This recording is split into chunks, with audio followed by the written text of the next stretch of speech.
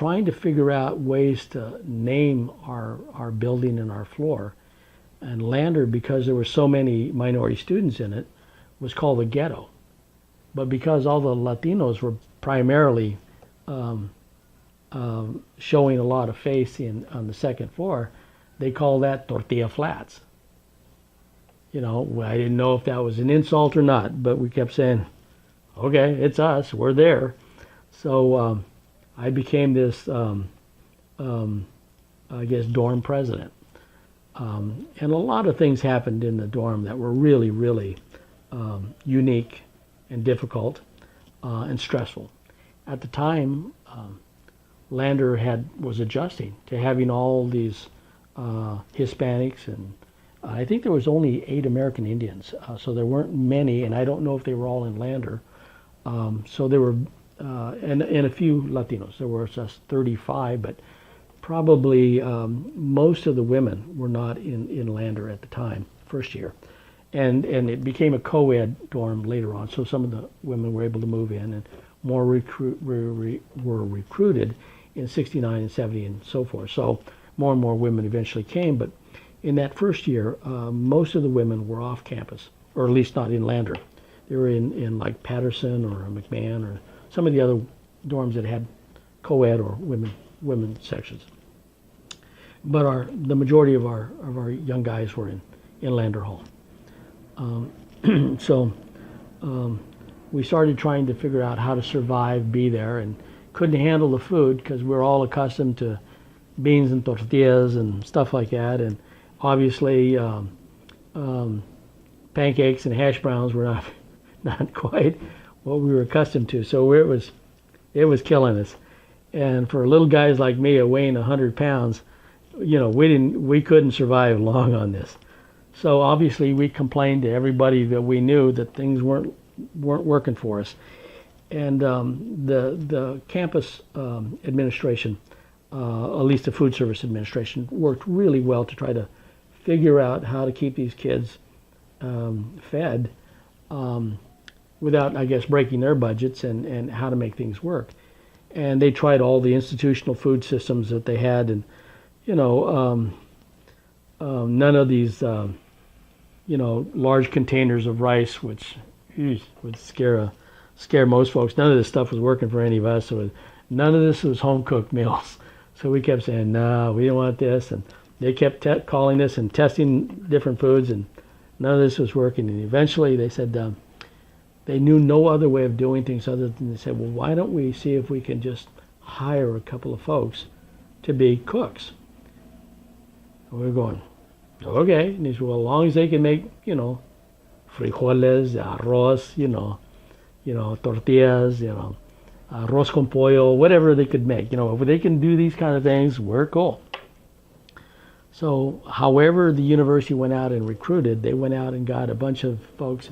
The majorities were obviously ladies who knew how to cook in institutional type kitchens, but cook homemade meals. And they probably did that same kind of cooking at home. But they came and they cooked up a bunch of meals for us and brought us kids down and said, taste this food. And sure enough, you know, when you start eating tortillas, you know, and you're going, this is working. And we kept saying, andale. And they were saying, well, tortillas de harina, or can you make flour tortillas? And they were rolling them out. We're going, oh yeah, this is good.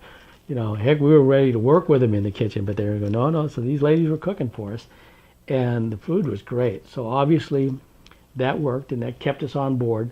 So they were making breakfast, lunch, and dinner for our 35 kids, or our portions of 35, or whatever raza would come on over from the other dorms, because they all wanted that food.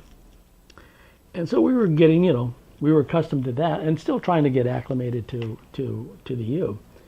And one of the things that's close to Lander was a place called Mike's Burger Bar, right around the corner from us, a little hamburger joint. And it was a half a block away, and you could walk over there and get a burger and fries and pop, you know, same thing as McDonald's or A&W or whatever. So, you know, we could handle that. So a lot of us went over there to go get something to eat. And one day we all went over as usual, and we're standing in line waiting to order. And there was this across the street from us was a UW football players, I guess their dorm or whatever for their team, and it was kind of convenient for them to go across also to Mike's Burger Bar, but they also ate at Lander Hall because the cafeteria was there. Well, a lot of their players would go over to Mike's, and we went over to Mike's, a number of us Latinos, and one of our buddies, Sam Cardenas, was over with us, and he seen the phone booth, and in those days, no cell phones. You know, you did everything with the phone booth. So he was going to call somebody, I don't know who, probably his girlfriend, which was Judy Briones, and I think they eventually married, and she was a great gal. But anyway, Sam went over to get to the phone booth, and one of the football players went over to get to the booth, and Sam was quicker and faster and got there first, and really ticking off the football players because they're used to getting preferential treatment. So this big guy started barking at Sam, and a bunch of us, when we started hearing him bark at Sam, everybody came out to go look and listen. So this guy seen all this Mexicanos out there, so he starts calling us all Panchos. So he was mad at Pancho Sam and all these other little Panchos around, and we're going, what? So we were a bit surprised. This is a pretty good sized guy. So two of the fellas that were with us at that time, they were at least in the restaurant. They were EOP guys, and one was Carlos Trevino, and he had a brother named Roberto Trevino. And those guys were a bit older than us. We were probably 17, 18, 19 years old. These guys were probably in their early 20s. But they were built heavier, stockier, and Roberto had, python thighs or arms on him. And he was a tough guy, big bigote and all this kind of stuff. But like the rest of us, he's all short. So Roberto heard what was going on, so he kind of nudged up front. So he kept telling this football player, "Why don't you tell me what you're telling everybody?" And the big guy was talking, and he kept barking at everybody. And Roberto says, "Come here, bend over here, come closer." So the guy, he wasn't afraid of anybody, so he talks to everybody. He kept calling us all a bunch of names, and he bent over and got closer to Roberto to let him know what he was really thinking. And sure enough, Roberto popped him, and he dropped his kid right there. And man, the guy goes down like a rock, and everybody said, "Oh man!" And I thought, Roberto killed him. No, hombre, he just knocked him out. But he dropped him, and we went, "Wow!" And Roberto thought, well, he'd done his piece. He went back in the restaurant to go eat. So we're all sitting around going, what do we do? And Roberto said, "Well, take him back over to the dorm." So we said, "Well, yeah, the football player's dorm is right across the street."